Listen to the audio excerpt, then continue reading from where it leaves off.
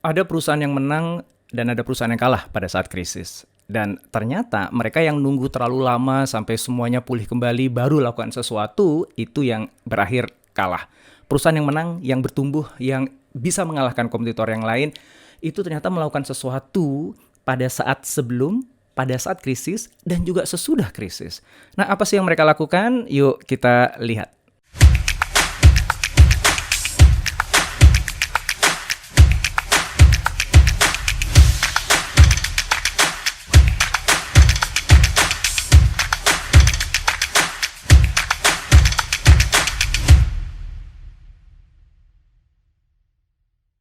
McKinsey melakukan analisa terhadap 2.000 perusahaan antara tahun 2007 hingga 2017, yaitu di masa financial crisis di tahun 2008. Teman-teman pasti ingat ya.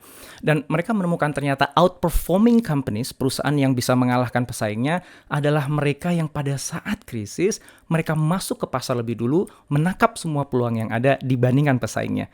Dan mereka akhirnya keluar dari krisis lebih kuat dibandingkan sebelum krisis itu ada. Maka kesimpulannya adalah kita harus merencanakan lebih awal, 2-3 langkah lebih cepat dibandingkan pesaing kita pada saat krisis itu sedang terjadi. Walaupun di saat yang sama kita pun masih galau, masih bingung dengan semua ketidakpastian, mencoba navigasi situasi uncharted territory dari krisis yang gak jelas ujungnya dan situasinya ini tentu saja.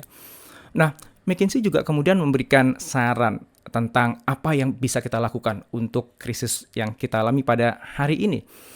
Yang pertama, kalau belajar dari perusahaan-perusahaan yang outperformer tadi, ternyata mereka itu free up resources. Jadi mereka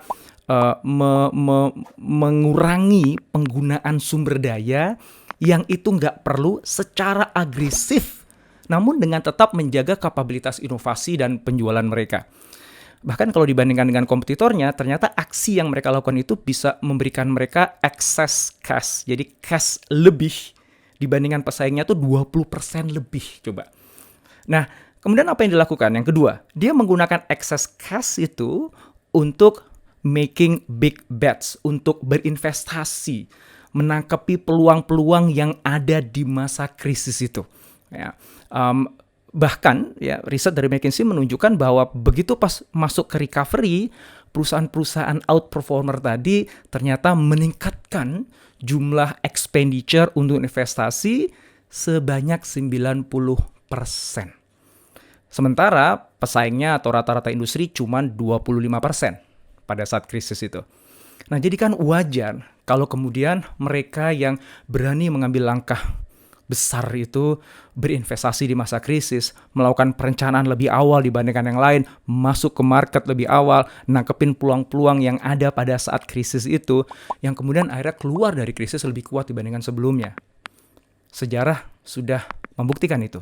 Nah, sekarang kita ada di sejarah yang tengah berulang. Pertanyaannya, apakah Anda nanti, perusahaan Anda akan menjadi bagian dari yang outperformer tadi, yang mengalahkan pesaing, atau justru berakhir sebagai perusahaan yang kalah bersaing.